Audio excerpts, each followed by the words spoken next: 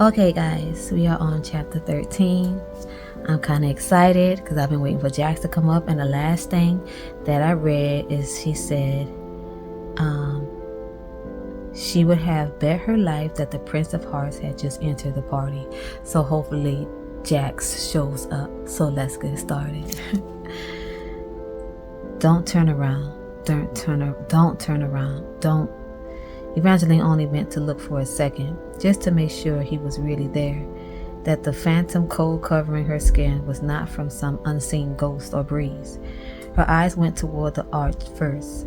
Jax was just beyond it, fog from the other side still clinging to the buckles on his boots as he cut across the clearing. The ice at the back of Evangeline's neck traveled around her throat and across her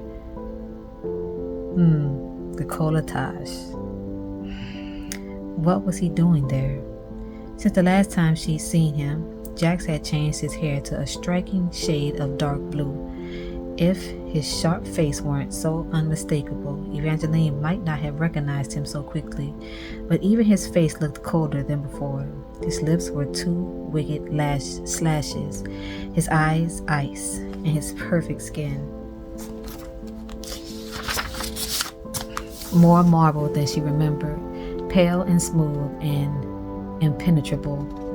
In his church, there had been a hint of twisted playfulness that softened some of his merciless edges, but all of that was gone. He lost something since she last seen him, as if he'd been a touch human before, but now he was not. Now he was all fate, and she needed to make sure he didn't discover her. "Ah, you spotted Lord Jax." Evangeline quickly spun back to her new friend. "He's a close confidant of Apollo's," the girl said, "but he won't help you win the prince." I just thought he looked familiar," Evangeline babbled, and she really tried not to look at him again. The last time she'd seen Jax, he'd walked away as she turned to stone. She didn't want to know what else he might condemn her to if he spotted her.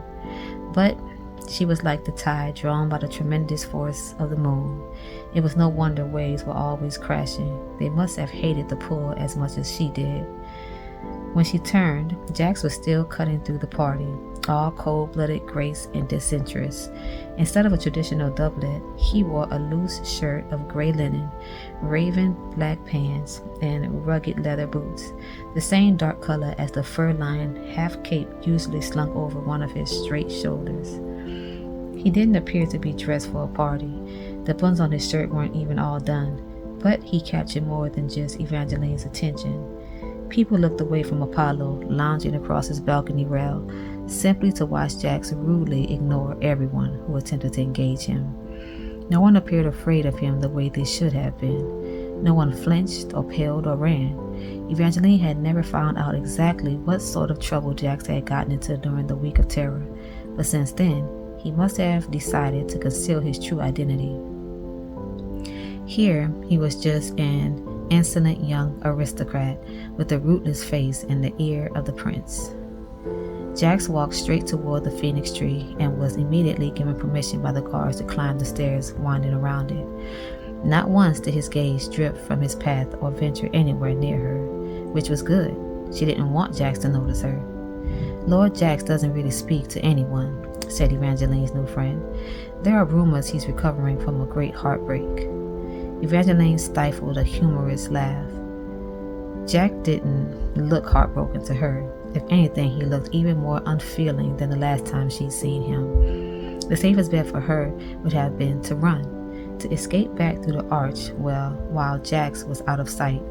But if she left now, she'd also disappoint the Empress and abandon her best chance at meeting Prince Apollo.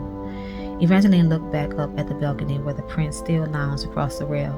His pose was outlandish, but it was also interesting and a little like something Luck might have done if he were a prince. Not because Luck was vain, Luck merely enjoyed attention. He was always teasing and entertaining, and Evangeline wondered if Apollo was like that too. What if Apollo really was her chance at a happily ever after, and she ran away because of a different what-if named Jax? Just thinking about him made the scars on her wrists pulse, but Jax hadn't even noticed her. What else have you heard about Lord Jax? Evangeline asks. Do you know why he's here? Is he some sort of ambassador? Oh no, the other girl laughed. I'm fairly certain Jax would be an abominable ambassador. I've actually heard he ended up exiled here after getting into some nasty business with a princess from the south. It was said the way most people relayed common gossip, light and dry like sparkling wine. But the words gave Evangeline a feeling that was far from bubbly. She recalled how the Empress's sister, Donatella, had said something about causing a war if she ran into someone in the north. Could she have been referring to Jax? Was this why Jax had left the south? Because he'd done something terrible to Princess Donatella? Do you know exactly what happened? It's hard to really know with the way that stories get twisted around here, but I think the Southern Princess was the person who broke his heart. Evangeline tried to hide her skepticism. Princess Donatella was lovely and lively. Evangeline had liked her a great deal, but it was difficult to imagine any human girl breaking any part of Jax. Lala, Evangeline! A voice interrupted from behind. I've been wanting to talk to you two. Evangeline shot a glance over her shoulder. A man who looked almost exactly like Cutlass Nightlinger, dressed in the same black leather and lace-lined shirt, was striding toward them. Christoph Nightlinger provided the other girl, who must have been the same Lala that had been mentioned in the Daily Rumor, and it seemed they were both about to be mentioned again. Evangeline's stomach turned. Though Christoph had been kind to her in his writings today, she didn't want to do another interview where all her words were twisted until she sounded like a penniless orphan scheming for a prince or worse. Is it too late to run? She whispered. Probably, but I could always say I scared you away by threatening to chop off all your pretty pink hair if you talked to Apollo tonight. At first, Evangeline thought the other girl was joking, but that fiendish smile was back. Don't look so horrified. I merely like being in the papers. Lala lifted her glass as if toasting herself. Despite what the Daily Rumor says, I already know I have no real chance of marrying the prince, but I enjoy being a part of the fun. Now, scamper off before I can't save you. I'll owe you, Evangeline promised before hurrying away. Her skirt was too fitted to go very fast, and she wasn't really paying attention to where she was going. She was so caught up in the threat that was Christoph that she forgotten about her other threat until she nearly smacked into his solid chest. Evangeline tried to infuse her spine with metal as her heart raced with panic. She'd seen Jax from far away, but this close was different. He was 1,000 cuts happening all at once. Devastation made of hair as blue as dark ocean waves and lips sharp as cracked glass that would delightfully cut her. How could no one else here know that he was a fate? Evangeline could feel his inhuman gaze gliding over her skin, making her blood rush as his eyes raked over her, over every silver line, wrapping tightly around her hips, her waist, her chest. He stopped, gaze drifting off before meeting her eyes as if she wasn't worth the effort to continue. What are you doing here? He tossed a burnished gold apple with one hand. I thought you'd already be married to that boy you love by now. His voice was even more pitiless than the last time she'd heard it, when he left her in the garden as she turned to stone. Evangeline tried to stop herself from lashing out. She needed to get away from Jax, not fight with him. But something about his lack of care made her care even more. You ruined any chances I might have had with luck when you had him mauled by a wolf. Jax stopped tossing his apple. I've never had anyone mauled by a wolf. That's incredibly messy. He studied her for a beat, eyes finally meeting hers. Before, she sworn his eyes were bright, arresting blue, but tonight they were pale blue, ice, and utterly soulless.